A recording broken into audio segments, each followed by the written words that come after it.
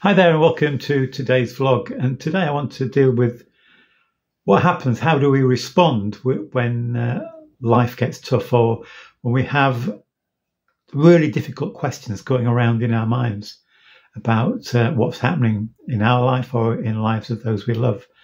And that has brought to my mind because I had a conversation a little time ago with a friend whose sister was dying of cancer, and it wasn't something that happened quickly. In other words, they knew death was coming, and her sister was a believer in Jesus, so she knew where her eternal destiny lay.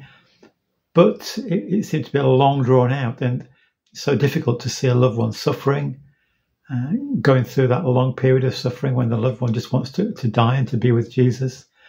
And there are all sorts of questions that we might want to ask that are difficult. There's no easy solutions. And I was talking about this with a friend who's a church leader, and he lent me a couple of books, which I found interesting, little books. One is this one, On My Way to Heaven, subtitled Facing Death with Christ, written by a guy called Mark Ashton, who was a vicar in Cambridge for many years, and then he was diagnosed with inoperable gallbladder cancer. And he's writing about how he's trying to come to terms with this and how he faces it. And actually, the book, although it's a dreadful situation for him, and particularly for his family, if he doesn't want to leave his family, it's a book full of hope because of his faith in Jesus. And I want to read you just a little bit of this. It says, he writes, "My death forces me to face the resurrection of Jesus. No longer is it a bald fact of history for me. It is of crucial significance for every person who faces their own death honestly. Until I'm dead," he writes, "I cannot know what will happen to me after death, but Jesus has already risen. If I know him now, I will know him then. He is my assurance in dying, and his resurrection is central to Christianity."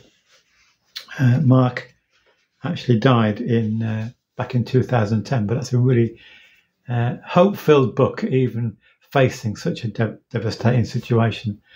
The other book is also about hope in a similar situation, and it's even got hope in the title, Hope Beyond Cure.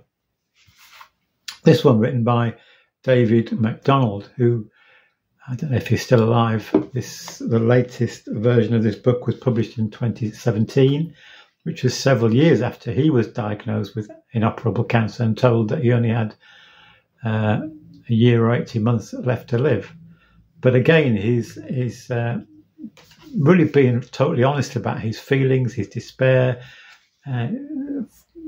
coming face to face with the reality of his situation, but also the gospel. He'd been a church leader for many years. But how do you respond when something like that happens? And that's a really good book. And though he's totally honest and open about his down times, his despondency, his questions, ultimately it's another book filled with hope. So I guess the answer, no, it's not an answer, but a response to my friend's question when she sees her sister suffering for so long is, there are no easy answers. But God promises to be with us, and in him there is hope. Doesn't Paul say something like, our earthly sufferings are not worth comparing with the joy that is to come? When we leave this earthly life, we will be with Jesus, and there'll be no more suffering, no more crying, no more pain. And I want to link in with that another book that I've been reading. I came across in a charity shop this little book of devotions by a chap called Eddie Askew. He wrote a lot of little booklets. I don't know if he's still alive, but well worth having a look at. He both illustrates them and writes. And this one is based on it's called Meditations and Prayers based on the life of David. And in today's passage that I was reading, he's talking about that time when David is being hunted by King Saul, who wants to kill him. And David is desperate. And he cries out, "Deliver me from my enemies. O God, protect me from those who rise up against me. Deliver me from evildoers and save me from bloodthirsty men." So David's going through a terrible time, even though he's been anointed by Prophet Samuel to be the new king, to take over from Saul. Now he's going through this really desert situation. Literally, he's in the desert with his men, and Saul is hunting him down.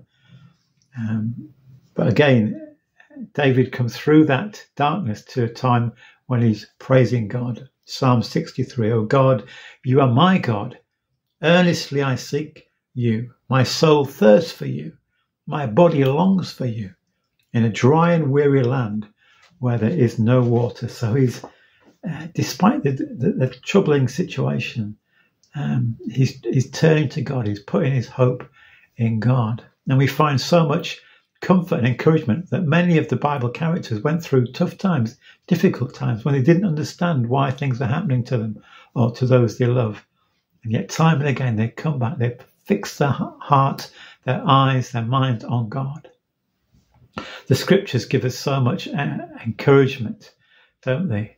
And it's so important that we read the scriptures. And I want to finish really by sharing with you a quote from actor David Suchet, who most famously played for many years the part of Hercule Poirot in Agatha Christie's Poirot series. Great television.